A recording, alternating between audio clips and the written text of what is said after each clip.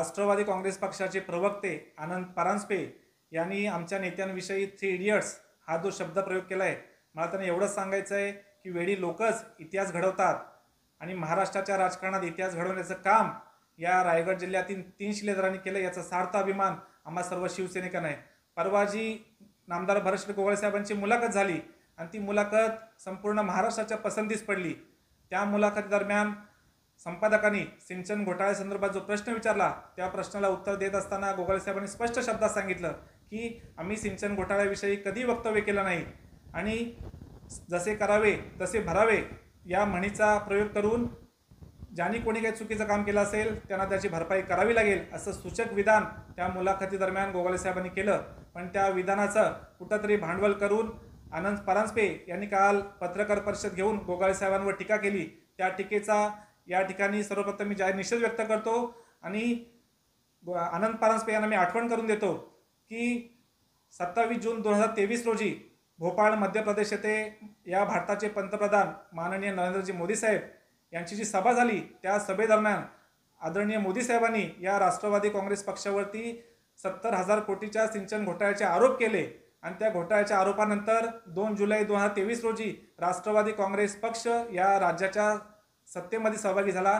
कदाचित हे ते विसरले असतील, पण शिवसेनेने या शिवसेनेच्या कोणत्याही नेत्यांनी या राष्ट्रवादी काँग्रेस पक्षावरती कधी आरोप केलेले नाहीत।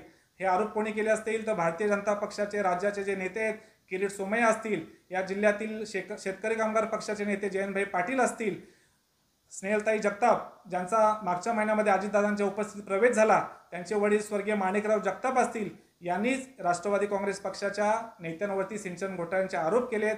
शिवसेनेने कधीच आरोप केले नाहीत।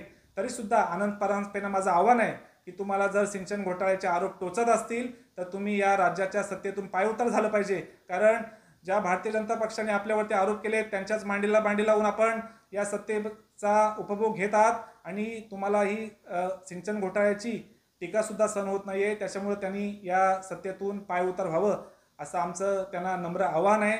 नंतर आनंद परांजपे यांनी नामदार भरत गोगावले साहेब यांची 7 दिवसामध्ये घोटाळे काढू अशी दरपोक्ती केली आहे। मग आम्ही त्यांचं आव्हान स्वीकारलं आहे। आम्ही आनंद परांजपेंना सांगतोय, तुम्ही नामदार भरत गोगावले साहेबांचे घोटाळे बाहेर काढूनच दाखवा।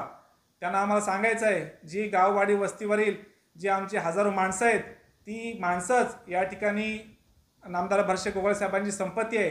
त्यांनी या गाववाडी वस्तीचा जो विकास केला आहे, ज्या प्रत्येक आदिवासी बांधव असतील, गोरगरीब असतील, त्यांच्या सुखदुःखात नामदार साहेबांनी आपल्या खिशातून हात घालून त्यांच्यासाठी निधी उपलब्ध करून दिला आहे। कोणत्याही शासकीय मदतीची वाट न पाहता प्रत्येकाच्या अडीअडचणीला उभा राहणारा आमचा नेता, असा देवमाणूस नेता म्हणून नामदार भरत गोगावले साहेबांची ख्याती संपूर्ण महाराष्ट्रामध्ये आहे।